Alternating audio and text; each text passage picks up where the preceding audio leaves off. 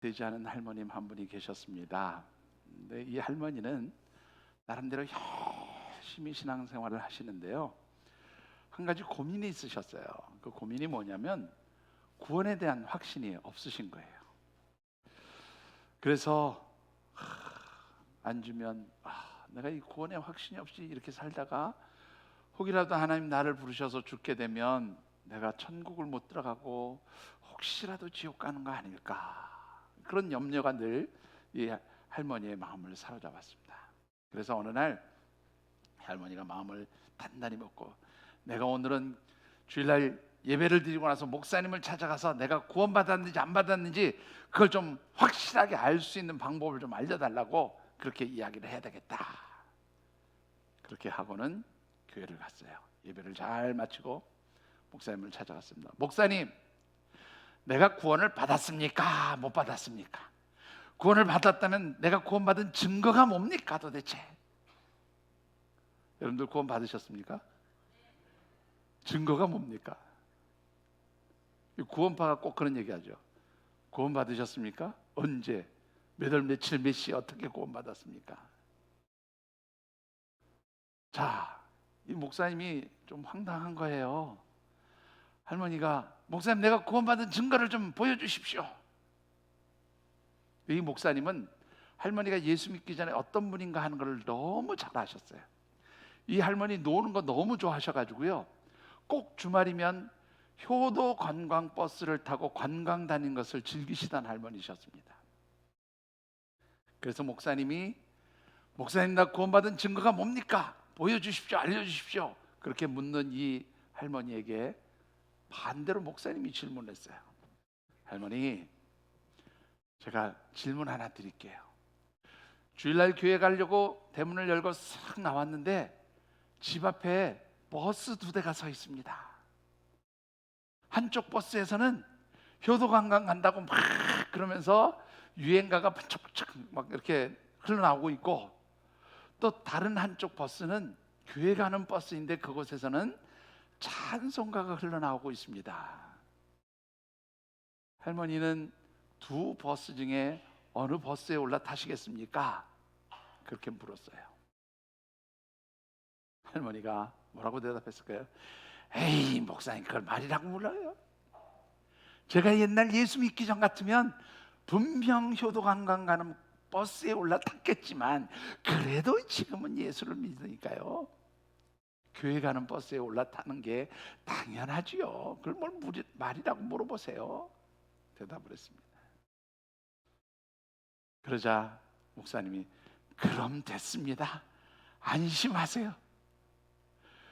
교회 가고 싶은 마음에 교회 버스로 올라탄 게 구원받은 증거입니다. 그렇게 말씀을 해 주셨답니다. 여러분들은 어떠십니까? 여러분들 구원 받으셨습니까? 예. 만일 내가 구원받은 하나님의 백성이라면 이 하나님의 백성으로서 내가 구원받은 증거가 뭘까요? 여러분들은 내가 구원받았다는 증거를 무엇으로 사람들에게 보여줄 수 있을까요? 여러분들, 구원받은 사람들의 가장 큰 증거는, 하나님의 백성으로 구원받은 사람들은 세상 사람들과 다르게 산다는 것, 그게 바로 구원받은 증거인 줄 믿습니다. 주일날 관광버스 타고 효도관광 가는 게 아니라 교회 버스 타고 찬송 부르며 교회 오는 거, 이게 바로 구원받은 증거라면 적어도 세상 사람들과 하나님의 백성들의 삶은 구별되는 것이죠.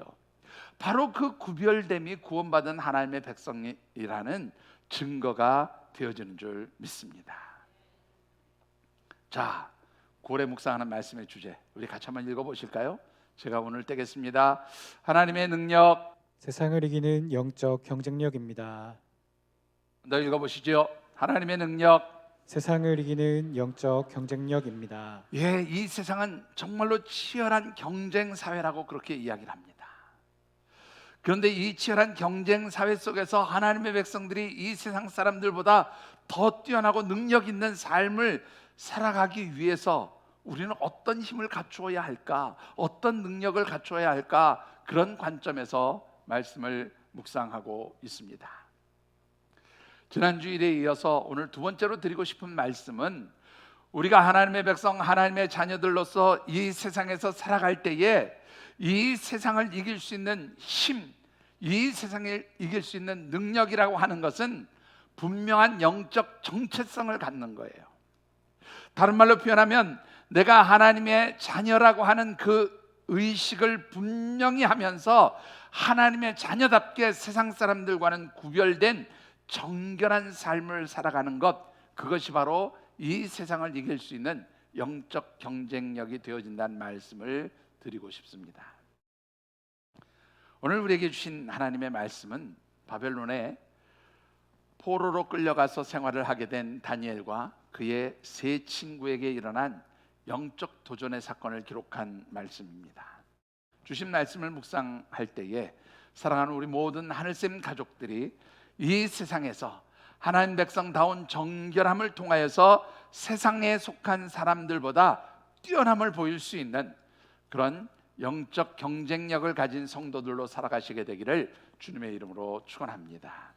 자, 주신 말씀을 통해서 먼저 묵상해 보고 싶은 것은 우리가 하나님 백성, 하나님의 자녀로 살아가는 것은 세상 사람들과 구별되는 것이다, 그렇게 말씀을 드렸는데요. 그 세상 사람들과 구별되어서 정결하게 살아간다는 뜻이 도대체 무엇인가라는 거예요. 여러분들, 우리가 하나님의 백성으로서 세상 사람들과 구별된 삶을 살기 위해서 정결하게 살아야 합니다, 다 하시는 말씀이죠. 쉽게 하는 말씀 아니에요. 그런데 어떻게 살아가는 것이 정결하게 살아가는 것이냐라는 거예요. 여러분들, 세상 사람들과 우리가 구별될 때 그게 정결함이에요.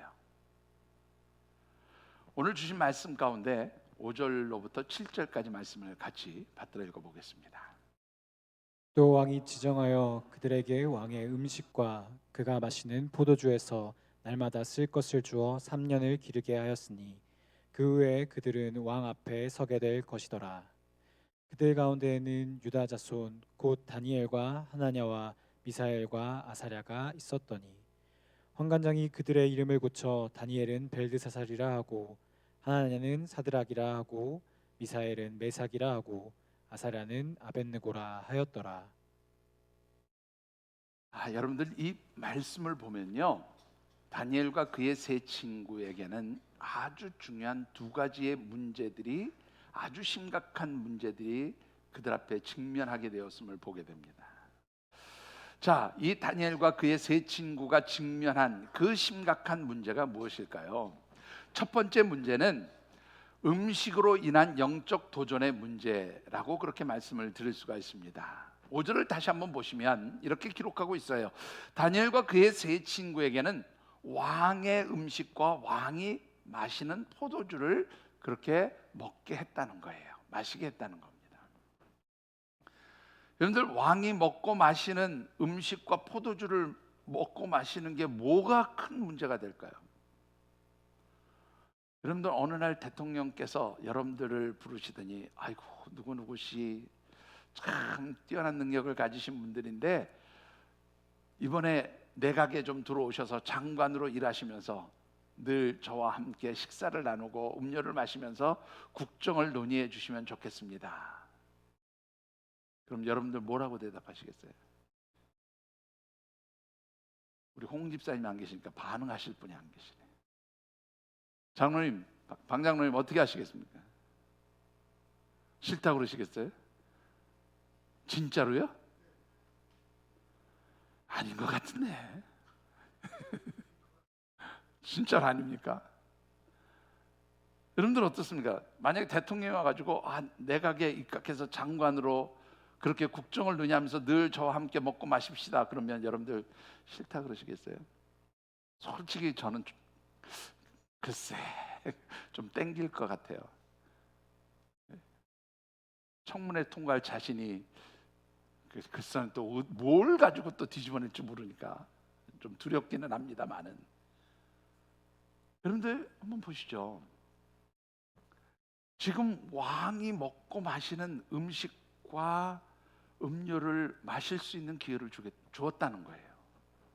그런데 아니 이 왕이 먹고 마시는 그 음식과 음료를 먹는 거 이게 무슨 큰 문제가 될 수 있겠냐는 것인데, 여러분들 이 다니엘과 그의 세 친구가 바벨론의 포로로 끌려갔을 때에 포로 끌고 온 느부갓네살 왕이 새로운 정책을 하나 펼치게 되었어요. 그 정책이 뭐냐면 포로로 끌려온 그 사람들 중에서 왕족이나 귀족 가운데 아주 똑똑하고 뛰어난 인재들을 선발해서 이들을 잘 가르쳐 가지고 이 바벨론 제국의 관리로 등용하는 그런 정책을 펼친 겁니다.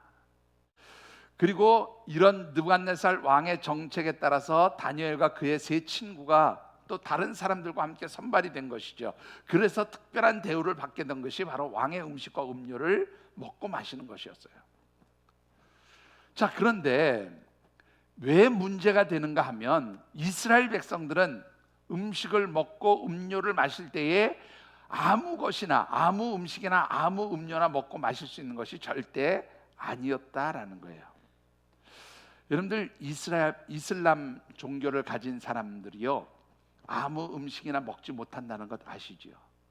그들이 먹는 음식이 따로 있어요. 그걸 뭐라 그러는 줄 아십니까? 예? 구미자 선생님. 예, 할랄이라 그래요. 할랄. 그래서 이 할랄 인증표가 찍혀야 이슬람 사람들은 그 음식을 먹어요. 이 할랄 음식을 많이 생산하는 나라 중에 하나가 어딘 줄 아세요? 우리 대한민국이에요. 잘 모르셨죠? 우리 대한민국에서 이슬람 사람들을 위한 음식 굉장히 많이 만듭니다. 물론 이 회교권, 이슬람권에 사는 사람들이 우리나라에 많이 들어와 있기도 하고요. 또 우리나라에서 그 할랄 음식을 많이 수출하기도 하는데, 이 이슬람 사람들이 그렇게 할랄이라고 하는 어떤 자기들만의 구별된 음식을 먹게 되는 이유 중에 하나가 바로 뭐냐면 구약시대 아브라함으로부터 내려온 어떤 신앙적 영향들 때문에 그들도 그 구별된 음식을 먹어요. 그런데 당연히 하나님의 백성들인 이스라엘 백성들도 구별된 음식을 먹어야 했겠죠. 이 이스라엘 백성들에게는 코쉐르라고 부르는 정결 예법이 있습니다.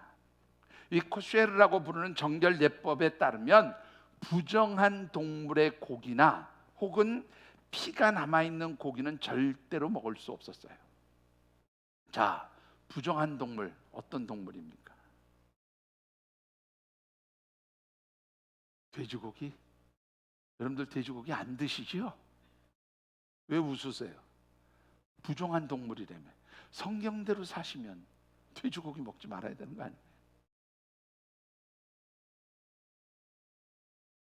여러분들 돼지고기 먹었으니까 다 죄진 거네. 어떻습니까? 물론 구약시대 이야기니까 뭐 그렇게 넘길 수 있어요. 하여튼 여러분들 우리나라 사람들이 돼지고기 얼마나 좋아하는지 아세요? 1970년대 우리나라 사람들 1인당 1년의 돼지고기 소모량이 얼마였냐면 5kg였어요. 1년 내내 한국 사람 한 사람이 돼지고기 5kg를 먹었대요. 요즘에 우리나라 사람들 돼지고기, 특별히 삼겹살 소비량이 얼마쯤 되는지 아십니까? 1인당 1년에 얼마 정도 먹을까요? 예? 이거는 신장로님이 아실 수 있는 그 답이, 신장로님이 아시는데 답이 있어요. 숨겨져 있어요. 1년에 1인당 5kg를 먹었어요. 요즘은 얼마쯤 먹을까요? 아들이 먼저 맞출 수 있을까요? 아버지가 먼저 맞추세요. 혁수 형제. 예? 신장은 모르시겠어요? 예? 1년에 5kg를 먹었어요. 70년대 삼겹살을. 예? 일주일에 비슷하게 맞추려고 그래요. 신장님한테 왜 제가 답이 있다고 말씀드렸냐면 지금은 1년에 55kg를 먹어요. 한 사람당. 답이 왜 있는지 아시겠죠? 신장로님 그 주간복지센터 시작하실 때 5호점으로 시작하셨어요. 지금 5호점까지 나왔다며요. 1년에 5kg 먹던 사람들이 지금 1년에 55kg, 1인당 55kg면요 웬만한 중돼지 반 마리를 드시는 거예요. 저는 그렇게 못 먹거든요. 누가 다 먹는 몰라. 그런데 이스라엘 백성들 돼지고기 절대 못 먹습니다. 돼지고기만 못 먹는 게 아니라 뭐도 못 드세요? 예, 뭐니 해도 여름철 보양식 보신탕. 개고기도 부정한 동물이기 때문에 드실 수가 없어요. 여기 보신탕 좋아하시는 분들 많이 계시죠? 여러분들은 다 문화인이어서 보신탕을 안 드시는군요. 자, 어찌 됐든 간에 부정한 동물의 고기는 먹을 수가 없습니다. 그런가 하면 우상에게 드려졌던 제물도 먹을 수가 없어요. 자, 다니엘과 세 친구가 먹어야 하는 그 왕의 음식과 왕의 포도주는 어떤 음식이었냐면 바로 이 코쉐르라고 불리우는 정결 예법에 따르면 먹을 수 없는 음식들이에요. 특히 이방 나라에서는 왕이 먹는 음식이나 음료는 먼저 어디에다가 바쳐요? 우상에게 바쳤다가 오는 경우가 거의 대부분입니다. 그래서 이 왕이 먹는 음식이나 음료를 먹을 수 없는 거예요. 한마디로 말하면 하나님의 법을 어기는 것이기 때문에 이 음식과 음료를 먹고 마실 수가 없는 것이다. 그러니까 이게 문제인 거죠. 자, 두 번째 문제는 무엇이었는가 하면 이 다니엘과 그의 세 친구의 이름이 강제로 개명당했다는 거예요. 이름을 바꿨어요. 어떻게 바꿨습니까? 히브리식 이름, 이스라엘 사람들이 부르는 이름의 방식을 바벨론식의 이름으로 바꿨습니다. 자, 6절과 7절을 다시 한번 같이 받들어 읽어보시죠. 같이 읽겠습니다. 그들 가운데는 유다 자손 곧 다니엘과 하나냐와 미사엘과 아사랴가 있었더니 환관장이 그들의 이름을 고쳐 다니엘은 벨드사살이라 하고 하나냐는 사드락이라 하고 미사엘은 메삭이라 하고 아사랴는 아벳느고라 하였더라. 자, 이 이름을 바꾼다는 의미가 무슨 뜻인지 한번 잘 보시죠. 다니엘이라는 이름, 우리 한번 PPT 자료 띄워주시겠어요? 도표가 있습니다, 장로님. 예. 자, 다니엘이라는 이름에서 이 다니엘의 니은자 파만 단이라는 뜻은요, 판단하다 그런 뜻이에요. 그리고 니는 무슨 뜻인가 하면 나의 그런 뜻이고요. 엘은 하나님이에요. 하나님이 나를 판단하십니다. 하나님만이 나를 판단하실 수 있습니다. 하나님은 나의 판단자 이런 뜻입니다. 근데 그 이름을 뭘로 바꿨어요? 벨드사살이라고 바꿨습니다. 벨이라고 하는 이름은 바벨론 최고의 신인 느보의 별명이다 이렇게 이야기를 하는데요. 뭐 하여튼 이 바벨론 최고의 신인 벨이 드사살이라는 말은 뭐냐면 그대의 보호자 그런 뜻이에요. 그러니까 벨드사살은 벨이라고 하는 우상의 신이 너의 보호자가 된다 그런 뜻입니다. 자, 그런가 하면 하나냐라는 뜻은 무슨 뜻일까요? 하나냐는 여호와 하나님은 은혜로우신 분이십니다. 여호와 하나님은 은혜로우시다 그런 뜻인데요. 이 하나냐의 이름을 사드락이라고 그렇게 이야기합니다. 이 락이라고 하는 말은 바벨론의 또 다른 신인 마르둑이라고 하는 신이 있어요. 이 사기 마르둑의 락이라고 하는 이름이 이 마르둑의 또 다른 이름이 아닐까 그렇게 생각을 하는데 성경학자들이 아무튼 이 마르둑이라고 하는 신은 역시 바벨론의 중요한 신 가운데 하나이고 창조와 전쟁의 신이라고 생각하는 그런 신이에요. 근데 이 사드락이라는 말은 뭐냐면 락이라는 신의 명령을 따른다 그런 뜻이에요. 하나님은 은혜로우시다 그런 이름을 락이라는 신을 따르는 사람, 락이라는 신의 명령을 따르는 사람 이렇게 지어놓은 겁니다. 자, 미사엘은 무슨 뜻일까요? 미사엘은 하나님 같으신 분이 누구실까? 하나님 같은 분이 더 이상 없습니다. 오직 하나님 같은 분은 하나님 한 분이십니다. 이런 뜻이에요. 그런데 이 이름을 메삭이라고 바꿨어요. 싹은 역시 바벨론 사람들이 숭배하는 태양신이며 정의의 신인 사마슈라고 하는 그 신으로 추정을 해요. 성경학자들에 따르면 조금 전에 말씀드렸던 마르둑의 다른 이름이다 그렇게 주장하는 학자들도 있고요. 또 어떤 학자들은 삭이라고 하는 신은 육신의 욕망과 정욕을 추구하게 만드는 신이다. 뭐 하여튼 그런 주장을 하기도 합니다. 그런데 여러분들 이 삭이라고 하는 신을 추종하는 종이다. 어떤 학자들은요, 하나님 같으신 분이 누구신가 이 말을 메삭과 같은 신이 누구인가 뭐 이렇게도 해석을 한다고 주장하는 학자들도 있어요. 자, 마지막으로 아사레라고 하는 이름은 여호와 하나님은 나의 도움이십니다 그런 뜻이에요. 그런데 이 아사레는 아벳느고라고 하는 이름을 붙였어요. 이 아벳느고라고 하는 이름의 뜻은 뭐냐면 아벳은 누구누구의 종이다 그런 뜻입니다. 느고는 조금 전에도 말씀드렸습니다. 바벨론의 두 번째 서열에 있는 신이 느보라고 하는 신인데요. 이 느보의 다른 표현이 느고라는 표현이에요. 그러니까 바벨론의 두 번째 힘이 있는 신이 느보 혹은 느고라고 하는 신인데 이 신은 달의 신이에요. 달의 신. 이 달의 신을 따르는 사람, 달의 신을 쫓는 사람, 뭐 추종하는 사람 혹은 느고의 종 뭐 이런 뜻입니다. 자, 여러분들 계명당하는 게 왜 문제일까요? 계명당한다는 것은요, 사실 굉장히 심각한 위기가 그 속에 있는 겁니다. 마가복음 5장 9절의 말씀을 같이 한번 받들어 읽어보실까요? 이에 물으시되 내 이름이 무엇이냐 이르되 내 이름은 군대니 우리가 많음이니이다 하고. 여러분들 잘 아신 대로 예수님이 가이사랴 지방에 갔더니 한 귀신 들린 사람이 있습니다. 예수님이 묻습니다. 야, 네 정체가 뭐냐? 귀신 들린 사람이 저는 누구누구입니다 이렇게 얘기를 해야 되는데 저는 군대입니다. 그리고 이제 그 뒤에 말씀 보면 이는 우리의 수가 많기 때문에 군대라고 그렇게 이름을 붙인 겁니다 이야기를 해요. 여러분 이게 무슨 말입니까? 이 귀신 들린 사람은 그냥 원래 하나님의 백성, 하나님의 사람인 거예요. 하나님이 창조하신 그런 사람이었던 거예요. 그런데 여러분들 사단의 역사가 그 사단의 졸개라고 할 수 있는 온갖 어둠의 영들을 그 사람 속에 집어넣었어요. 그래서 그 사람 속에 뭐가 있어요? 어둠의 영들이 군대처럼 가득 채워진 거예요. 그래서 이 사람은 자기의 정체성을 잃어버리고 하나님의 백성, 하나님이 창조해 주신 하나님의 사람입니다 이렇게 대답하는 게 아니라 뭐라고요? 나는 어둠의 영에 사로잡힌 군대 마귀에 사로잡힌 사람입니다 그렇게 대답하는 거예요.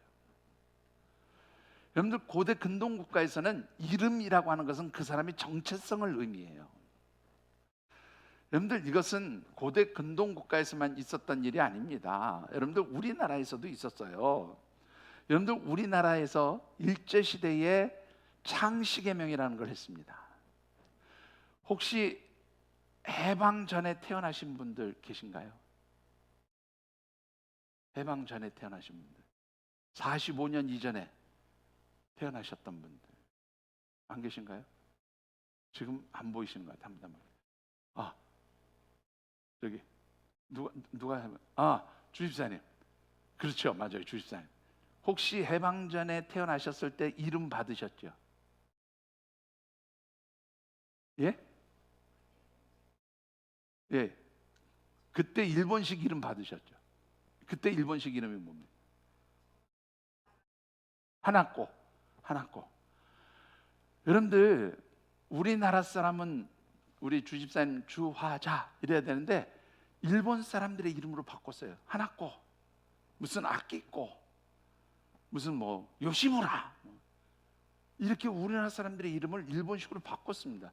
이게 무슨 뜻인가 하면 너 조선 사람으로 살면 안 돼. 이제부터 누구로 살라는 거예요? 일본 사람으로 살아라. 그게 바로 이름을 바꾼 것에 담겨진 의미예요. 그게 바로 창씨개명의 한 목적입니다. 창씨개명을 한 목적이에요. 여러분들 마찬가지입니다. 이 다니엘과 그의 세 친구의 이름을 바꾸었다는 것은 너희들 더 이상 어떤 백성으로 살지 말아라. 남유다 백성으로 사는 게 아니라 어떤 사람들로 살라는 거예요? 바벨론 사람으로 살아라. 그렇게 요구를 하는 것입니다. 여러분들, 이 다니엘과 그의 세 친구가 직면하게 된 두 가지의 문제, 왕의 음식과 왕의 음료를 먹고 마시는 문제하고 이름을 계명당한 그 문제는 사실 다니엘과 그 친구들에게 영적인 선택을 요구하는 그런 일이었어요. 어떤 영적 선택을 요구하는 것인가 하면, 너 하나님의 백성으로 살 것이냐, 아니면 우상을 섬기며 우상에게 속한 바벨론 사람처럼 살 거냐, 그것을 선택해라, 그런 말입니다. 여러분들 조금 더 묵상해 보시죠. 8절 말씀 잠시 후에 다시 읽겠습니다만, 8절에 보면 다니엘이 왕의 음식과 왕의 포도주로 자신을 더럽히지 않게 하겠다고 그렇게 다짐을 합니다. 그러면 제가 한번 여쭤볼게요. 왕이 내려주는 음식과 또 왕이 내려주는 포도주를 먹지 않는다고 해서 정결해지는 겁니까? 단순히 바벨론 사람들이 먹고 마시는 그 음식과 음료를 마시지 않는다고 해서 정결해지느냐라는 것이지요. 바벨론 사람들의 방식으로 지어진 이름, 바벨론식의 이름으로 부르는 것이 아니라 히브리식의 이름, 이스라엘 백성들의 이름을 부르는 것이 정결하게 살아가는 것을 의미하느냐? 사실 그것은 그렇게 쉽게 단정 지을 수 있는 말은 아닙니다. 여러분들, 이 말의 가장 중요한 것은 뭐냐면, 너의 정체성이 무엇냐, 그걸 묻는 거예요.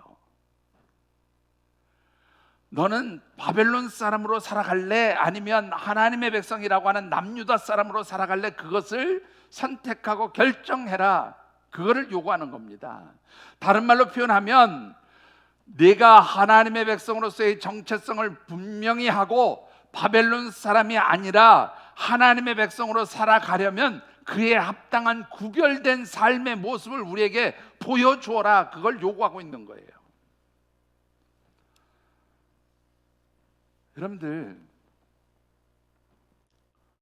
우리가 세상에서 살 때 우리는 늘 이런 도전을 받습니다. 너 예수 믿는 사람이야? 그러면 예수 믿는 사람으로 살래? 아니면 세상 사람처럼 살래? 선택해 라고 하는 수많은 도전들이 있어요.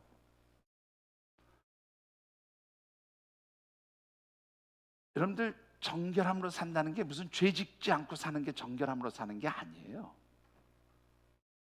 정결함으로 산다라는 것은 이 세상 속에서 하나님의 백성답게 세상 사람들과는 다른 모습으로 살아가는 것, 그게 바로 정결함으로 살아가는 거예요.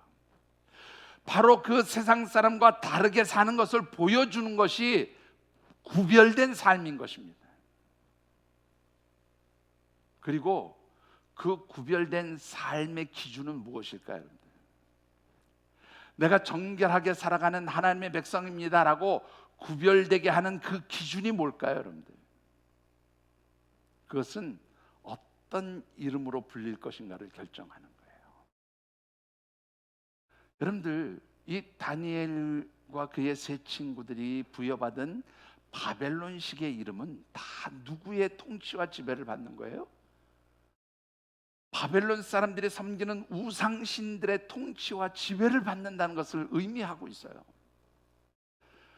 그런데 이스라엘 백성, 남유다 백성으로 살아갈 때 그들에게 주어진 이름은 무엇을 의미합니까? 하나님의 백성, 하나님의 통치와 다스림을 받는 백성으로 살아가라고 하는 의미가 그 이름들 가운데 담겨져 있어요. 여러분들, 우리가 하나님의 백성, 하나님의 자녀로 살아간다는 것은 내 삶의 주인이 누구인가를 결정하는 거예요. 그게 바로 구별된 삶을 살아가는 기준인 겁니다. 하나님의 백성들은요, 하나님의 통치와 다스림을 받는 사람들이 하나님의 백성인 거예요. 내 삶의 주인이 하나님이 아니라 물질이 되거나 세상의 명예가 되거나 세상의 어떤 가치 기준이 내 삶을 지배하고 통치하고 다스리게 되면 그는 이미 하나님의 백성이 아니다, 그런 말입니다. 하나님의 백성들이 살아가는 삶의 기준, 세상과 구분하는 삶의 기준은 누구의 통치와 다스림을 받느냐, 그게 바로 우리가 하나님의 백성으로 살아가느냐 세상 사람으로 살아가느냐를 구분짓는 기준이에요. 여러분들이 하나님의 백성답게 정결하게 살아간다는 것은 내가 하나님의 통치와 다스림을 받고, 그래서 그 하나님의 통치와 다스림을 받는 사람처럼 구별되게 살아가는 거예요. 그게 바로 정결하게 산다, 그런 말입니다. 여러분들, 정결하게 산다는 말이 죄짓지 않고 그냥 나쁜 짓 하지 않으면 정결하게 사는 것인 줄 아십니까? 하나님 앞에 죄짓고 살지 않을 수 있는 사람 하나도 없어요. 여러분들 안 그렇습니까? 저는 수백 번도 죄를 짓는 것 같아요, 하루에도. 여러분들은 안 그렇습니까? 하나님의 백성으로 산다는 것은 단순히 죄짓지 않고 사는 게 아니에요. 하나님의 통치와 다스림을 받고 하나님 뜻대로 살려고 몸부림치는 거, 이게 바로 세상 사람들과 우리를 구별하는 기준인 거예요. 그리고 그렇게 살려고 몸부림칠 때에 그것이 세상 사람들과 우리를 구별하는 거예요. 그게 정결함인 거예요. 여러분들의 삶의 주인이 누구이십니까?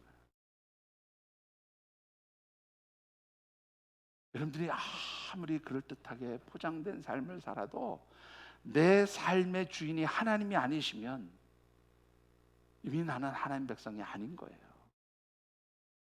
지금 다니엘과 그의 세 친구에게 이름을 바꾸면서 요구하는 건 뭐냐면, 너 하나님의 백성으로 살래? 아니면 바벨론 사람, 세상 사람처럼 살래? 그거 선택해.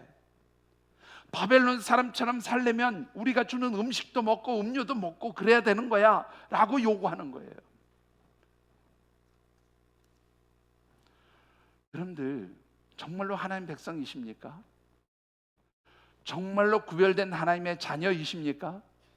그렇다면 여러분들의 삶의 주인이 누구인가를 분명히 하십시오.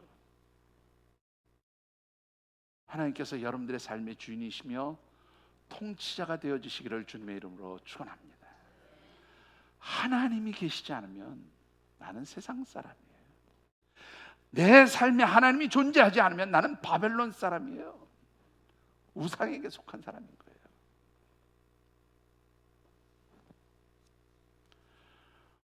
그러면 우리가 하나님의 통치와 다스림을 받는 사람으로서 어떻게 사는 것이 하나님 백성답게 사는 것일까? 구체적인 그런 모습이 무엇이냐, 어떻게 사는 것이 하나님 백성답게 사는 것이냐라는 겁니다. 우리가 하나님 백성으로서 세상 사람들과는 구별된 하나님의 통치와 다스림을 받는 정결한 사람으로 살아가기 위해서 우리에게는 세 가지 필요한 조건들이 있어요. 첫 번째 조건은 뭐냐면, 하나님 말씀에 근거해서 뜻을 정하고 그 뜻대로 살기를 결단하는 거예요. 여러분들 8절의 말씀을 같이 한번 받들어 읽어보십시다. 다니엘은 뜻을 정하여 왕의 음식과 그가 마시는 포도주로 자기를 더럽히지 아니하리라 하고 자기를 더럽히지 아니하도록 환관장에게 구하니. 자, 여러분들 이 말씀을 보면 다니엘만 그런 게 아니라 포함해서 자기들은 왕의 음식과 음료를 마시지 않겠다, 그렇게 요구를 했다는 겁니다. 근데 이게 가능한 일이에요? 대통령이 불러서 식사 한번 합시다 그랬더니, 아이고 나는 이 음식 입에 안 맞아서 못 먹겠어요, 다른 거 갖고 오세요, 그러실 수 있어요? 여러분들 한번 잘 생각해 보시죠. 지금 다니엘과 그의 세 친구가 살아가는 삶의 환경은 바벨론 사람들이 지배하는 삶의 자리예요. 바벨론 사람들의 땅이고, 바벨론 사람들이 살아가는 것처럼 살아가지 않으면 살아남지 못하는 땅입니다. 다른 말로 표현하면 이 왕의 음식과 왕의 음료를 거절한다는 말은 목숨 걸고 그것을 거절하라, 그런 뜻이에요. 여러분들 10절의 말씀을 같이 보시죠. 10절에 뭐라고 되어 있습니까? 환관장이 다니엘에게 이르되 내가 내 주 왕을 두려워하노라. 그가 너희 먹을 것과 너희 마실 것을 지정하셨거늘 너희의 얼굴이 초췌하여 같은 또래의 소년들만 못한 것을 그가 보게 할 것이 무엇이냐? 그렇게 되면 너희 때문에 내 머리가 왕 앞에서 위태롭게 되리라 하니라. 이 다니엘과 그의 친구들을 관리하는 환관장이 무슨 얘기를 하고 있는 겁니까? 야, 왕이 내리시는 음식과 음료를 마시지 않겠다고? 그러다가 니네들 살 빠져가지고 얼굴이 초췌해 보이고 마른 것 같이 보이면 니네들이 죽는 게 아니라 누가 죽어요? 내가 죽어, 내가 죽어. 그런데 굳이 그렇게 하겠다고? 이 말은 무슨 말이냐면 혹시라도 그런 일이 생기면 내가 먼저 니네들 죽여버릴 거야, 이 얘기예요. 어떤 누명이라도 씌워서 죽여버리죠. 그리고 왕 앞에 가서 뭐라고 얘기합니까? 아, 왕이시여, 그 택함 받은 이스라엘 남유다에서 온 바벨론과 그의 친구들은 왕의 존엄하심을 훼손하며 또 왕이 주는 음식을 거절하고 음료도 마시지 않으면서 우리의 신을 섬기지 않겠다고 했습니다. 그래서 이건 안 되겠다 싶어가지고 사형시켰습니다. 끝. 왕이 누구 말 듣겠어요? 이 환관장이면 왕을 보좌하는 최고의 직분 중에 실세 권력자 중에 하나인 거예요. 그런 사람이 이방 땅에서 온, 그 사람들이 볼 때는 이방 땅이죠, 그죠? 다른 나라에서 포로로 끌려온 사람들이 왜 죽었는지 관심이나 갖겠어요? 환관장이 그렇다면 그랬어? 그럼 잘했네. 그러고 끝날 거예요. 그러니까 왕의 음식과 음료를 거부한다는 건 목숨 걸라 그 얘기예요. 목숨 걸고 하라 그 얘기예요. 그게 뜻을 정하는 거예요, 여러분들. 여러분들이 세상에서 하나님 백성으로 사는, 하나님의 백성답게 살겠다고 뜻을 정하고 결단하며 사는 건 무슨 말입니까? 요즘 이 시대에 우리가 생명 걸고 신앙생활 하는 일은 아마 없을 겁니다. 물론 우리나라 안에서, 다른 나라에서는 목숨 걸고 신앙생활 하는 사람들 많이 있어요. 그런데 여러분들 생명까지는 걸지 않더라도 여러분들이 하나님의 백성으로 살아가기 위해서 만약 손해보는 일을 감수해야 된다고 하면 그래도 하나님 백성답게 살겠느냐 그 말입니다. 여러분들 대기업에 납품할 때요, 그 납품하는 조건들 보면 여러 가지가 있는데 요즘은 그래도 많이 투명해졌다고 하지만 그래도 항상 전제되는 것 중에 하나가 뭐냐면 누가 그 구매 담당자에게 뒷돈을 얼만큼 찔러줬느냐, 굉장히 중요하게 작용합니다. 요즘에는 아주 합법적으로 해요. 제가 보았던 케이스는 어떤 게 있냐면 그 회사의 놀이동산에서 나온 그 무슨 그 뭐라 그래요? 그 뭡니까? 뭐 입장권 있잖아요. 예? 그 입장권 몇매를 주면서 이거 팔아줘요. 팔아달라는 거예요. 왜? 그게 내 실적이니까 너 이거 팔아줘. 안 팔아주면 너 납품 안 받을 거야. 아주 교묘하게 부정을 저지르게 만듭니다. 그거 거절하면 납품 못할 수 있어요. 그런데 하나님의 백성들이 살아가는 방식은 그런 것을 통해서 납품권을 따내는 방식은 아닌 거예요. 그런 상황이 온다면 여러분들은 어떻게 하시겠습니까? 그래도 뭐 납품 안 하면 말지 난 하나님 백성으로 그렇게 못 살겠어, 그렇게 하시겠습니까? 그게 하나님 백성들이 살아가는 삶의 방식인 거예요. 이 세상에서 하나님 말씀대로 살아갈 때에 손해보고 억울함 당하고 내가 혹시라도 잘못된 일로 그렇게 힘들게 되어질지라도 하나님 말씀대로 살아가는 것이면 그렇게 살겠다고 구체적으로 행동하며 사는 것, 그게 바로 구별된 하나님 백성들의 모습인 거예요. 그게 바로 뜻을 정하고 결단하는 겁니다. 두 번째로는요, 세상적인 가치 기준을 포기하고 사는 겁니다. 여러분들 우리 8절의 말씀을 다시 한번 보시죠. 8절을 같이 받들어 읽겠습니다. 다니엘은 뜻을 정하여 왕의 음식과 그가 마시는 포도주로 자기를 더럽히지 아니하리라 하고 자기를 더럽히지 아니하도록 환관장에게 구하니. 여러분들 이 왕의 음식과 음료를 먹고 마시게 하는 것은 바벨론에 쓰는 고도의 그 자기 나라 사람으로 바꾸는 그런 교묘한 정책인 거예요. 그리고 이것은 어떤 의미가 있냐면 왕의 음식과 포도주를 먹고 마신다는 것은 결국 뭐냐면 성공과 출세를 보장해 주겠다는 말과 다르지 않아요. 그런데 왕이 주는 음식을 거절해요? 왕이 마시라고 하는 음료를 거절해요? 이게 무슨 죽으려고 그냥 너는 끝이야. 성공과 거리가 먼 삶을 살게 되는 거죠. 그런데 여러분들 다니엘과 그의 세 친구들은 이걸 거절해요. 여러분들 어떻게 생각하십니까? 좋은 게 좋은 거라고. 하나님 지금 상황이 그렇잖아요. 이 상황에서 지금 말 안 들으면 우리 죽어요. 그러니까 여기서 적당히 타협하고 그냥 하나님 먹는 척 그냥 할게요.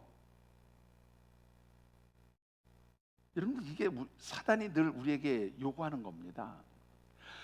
여러분들 세상은요 절대로 힘들고 어려운 길 가라고 얘기하지 않아요. 적당히 편법으로 타협하면서 그렇게 넘어가. 그래도 괜찮아. 이게 바로 세상 사람들이 요구하는 방식이에요. 여러분들 한번 잘 보시죠. 예수님께서 이 세상을 구원하시기 위한 사명을 받고 이 땅에 오셨어요. 그리고 그 사명을 완수하는 것은 십자가의 죽음으로 완성이 돼요. 그런데 사단이 예수님을 딱 불러서 유혹을 합니다. 야, 뭐 그렇게 힘들고 어려운 길 가. 내가 좋은 방법 알려줄게. 나한테 절 한번 해. 높은 산에 올라가서 세상 만국의 영광을 보여주면서 뭐라 해. 나한테 절 한 번만 해. 그럼 이 모든 권력과 영광을 너에게 다 줄게. 그러면 사람들 앞에 가서 뭐 십자가 이런 얘기 안 해도 네가 가진 권력, 네가 가진 힘으로 아이고 나를 믿어라 이렇게 할 수 있잖아. 그냥 적당히 편안하게 살아. 왜 그렇게 힘들게 살려고 하는데 그렇게 요구한다고요. 여러분들 우리가 하나님의 백성답게 사는 거는요 쉬운 길이 아니에요. 힘든 길이에요. 어려운 길이에요. 고통스러운 길이에요, 여러분들.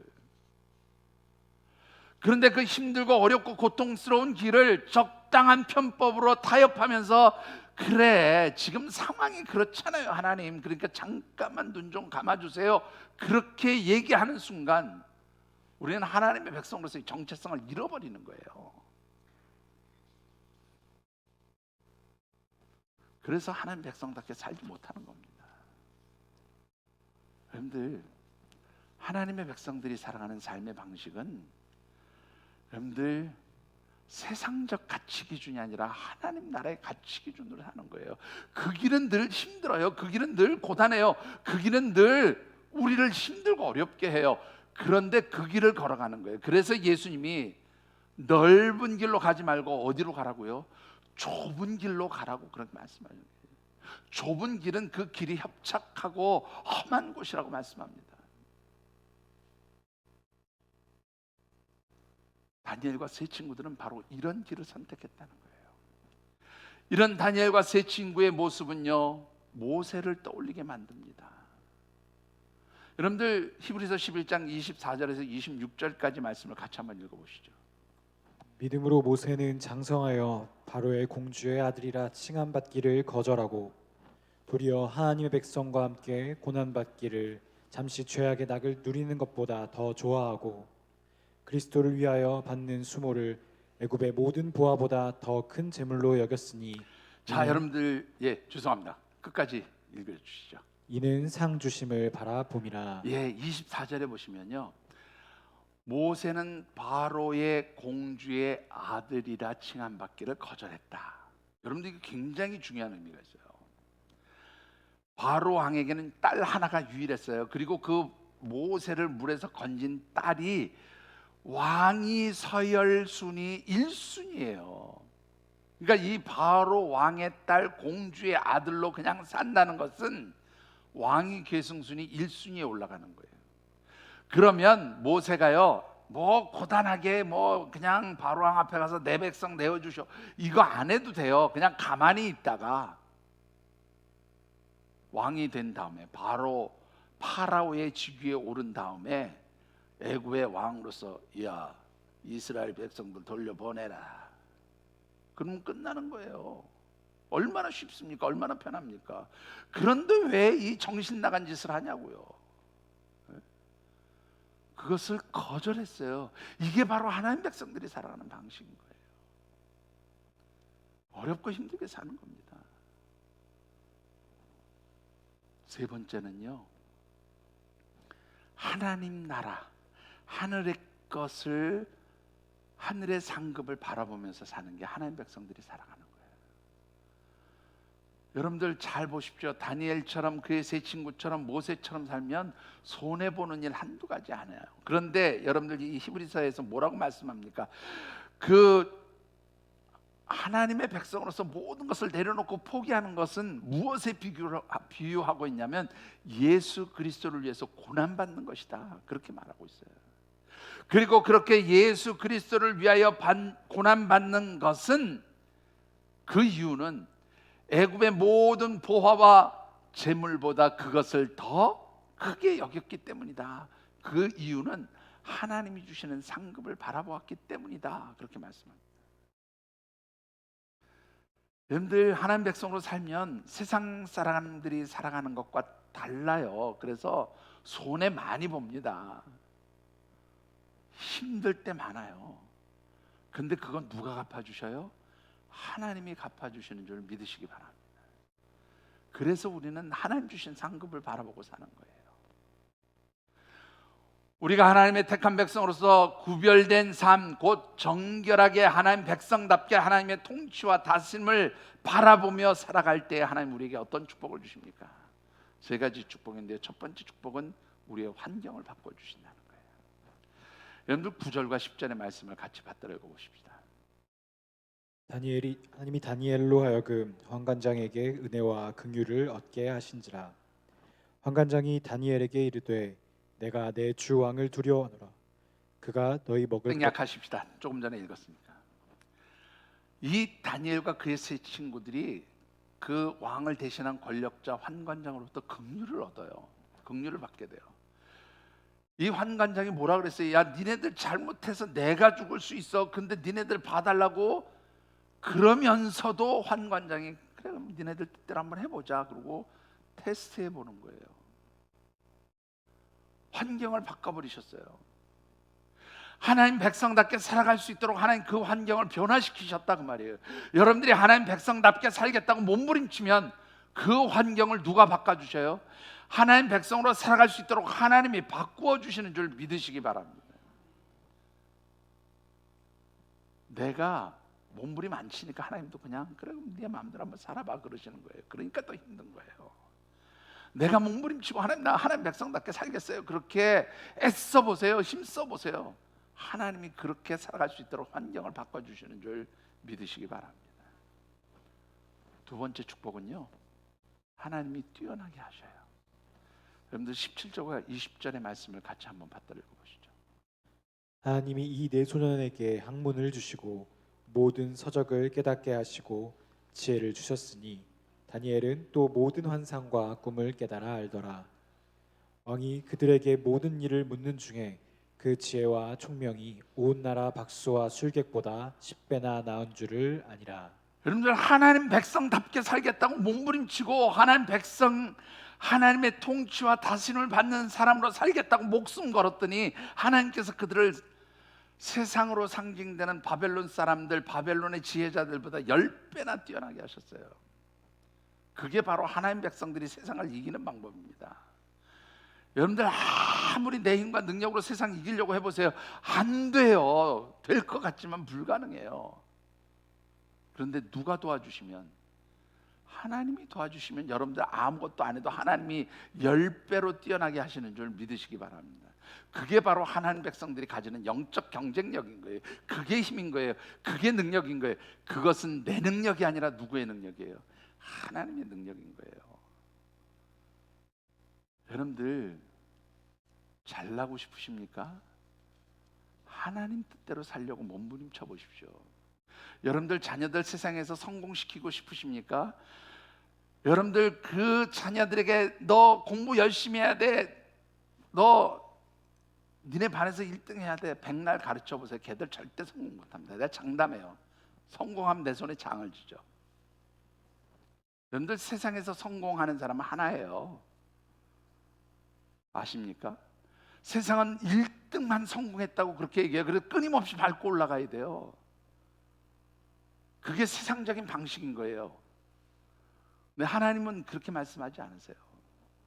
내 뜻대로 사는 게, 하나님 말씀대로 사는 게, 하나님 백성답게 하나님의 통치와 다스림을 받는 게 하나님 백성들이 살아가는 방식이다. 그게 성공하는 것이다. 하나님 그렇게 말씀하세요. 그렇게 살면 하나님이 10배나 뛰어나게 하시는 줄 믿으시기 바랍니다. 세 번째 축복은요, 형통하게 하시는 거예요. 다니엘서 6장 28절의 말씀을 같이 받들어 읽어보시죠. 이 다니엘이 다리오 왕의 시대와 바사 사람 고레스 왕의 시대에 형통하였더라. 예, 다니엘이 그 바벨론 왕궁에 들어간 때가요 주전 605년이에요. 그리고 바사왕 고레스 원년까지 그가 형통했다. 그런데 바사왕 고레스 원년은 주전 538년입니다. 계산해 보면 67년이에요. 67년 동안 하나님께서 이 다니엘과 그의 세 친구를 어떻게 해요? 형통하게 하셨다. 여러분들, 이 형통한다는 말의 의미가 뭐냐면 성공하다, 그런 뜻이에요. 영어 성경에 그래서 success라고 하는 성공이라는 영어 단어를 써요. 여러분들, 성공하고 싶으십니까? 세상에서 잘나고 싶으십니까? 세상에서 뛰어난 능력 보이고 싶으십니까? 하나님 백성답게 사시면 돼요. 하나님의 통치와 다스림 받고 사시면 됩니다. 말씀을 맺습니다.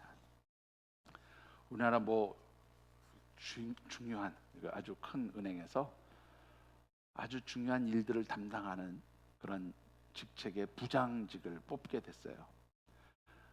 이 부장직은 아주 특별한 그 임무를 담당하는 것이기 때문에 공채가 아니라 특별 채용을 했어요.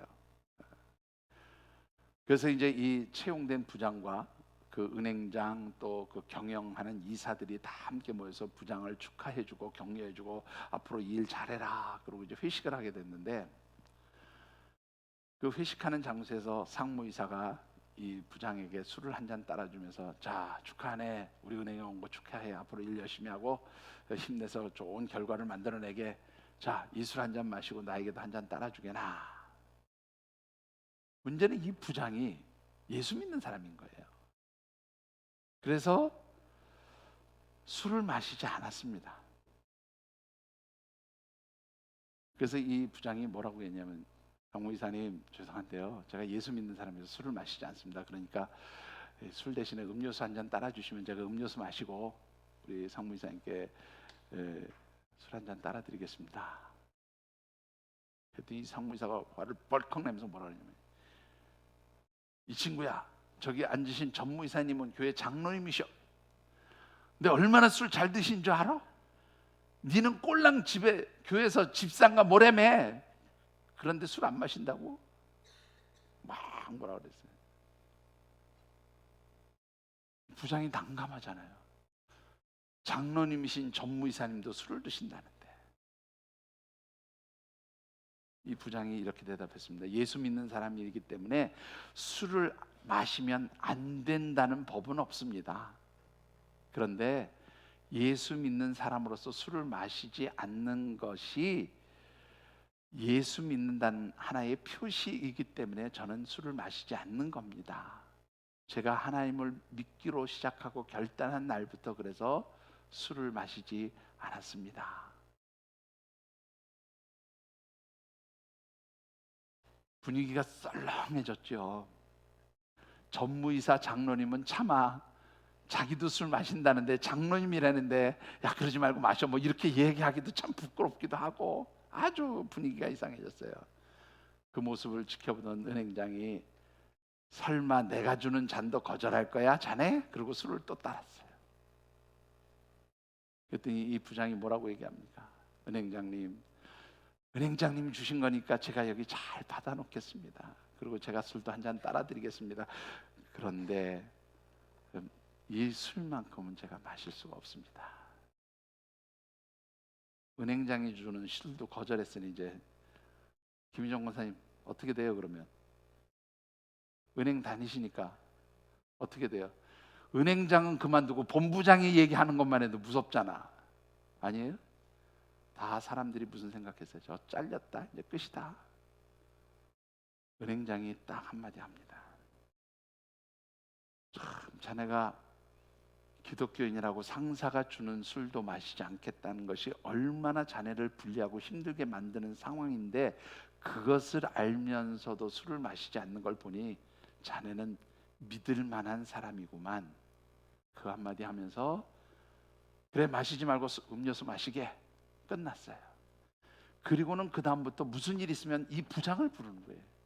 상무이사 전무이사 안 부르고 부장을 부르는 거예요. 그리고 모든 일을 논의합니다.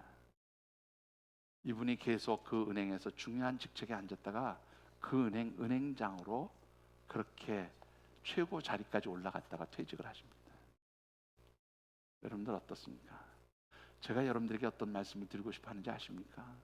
단순히 무엇을 먹고 마시고 그게 중요한 게 아니라 어떻게 내가 하나님의 통치와 다스림을 받는 하나님의 백성으로 살겠느냐, 그것을 몸부림치라는 거예요. 그게 바로 하나님 백성들이 살아가는 구별된 삶이고 정결한 삶인 거예요. 그렇게 살아갈 때에 그것이 우리의 영적 경쟁력이 되고 세상을 이기게 하는 힘이 되어지는 줄 믿으시기 바랍니다. 기도하겠습니다. 주신 언약의 말씀 붙들고 우리 결단하며 기도하는 시간 같습니다. 하나님,